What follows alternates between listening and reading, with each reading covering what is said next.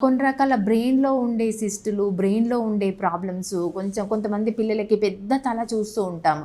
So, వాళ్ళు అట్లాంటివి hydrocephalus baby అని అంటాము. అట్లాంటివి 5వ నెలలోనే మనకి స్కానింగ్‌లో తెలిసిపోతదనమాట.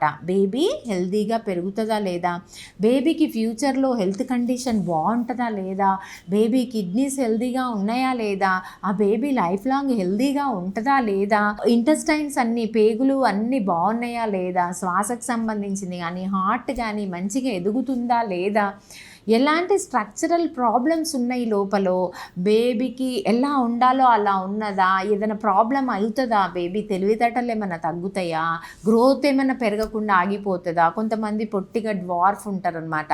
అట్లాంటివి ఏమైనా ఉన్నాయా? ఆల్మోస్ట్ 90% ఆఫ్ ప్రాబ్లమ్స్ మనకు 22 వీక్స్ వరకే తెలిసిపోతుంది. సో, ఏదైనా మేజర్ ప్రాబ్లం ఉన్నది, బేబీకి ప్రాబ్లం అవుతుంది అనుకుంటే మనము లైఫ్ లాంగ్ కొంతమంది టిఫాల్ చేయించుకోకుండా 9th మంత్ వరకు కూడా చూయించుకోకుండా అలానే బేబీస్ పుట్టి ఆ బేబీస్తో లైఫ్ లాంగ్ బాధపడే వాళ్ళని ఎంతోమందిని నేను చూస్తున్నా అనమాట.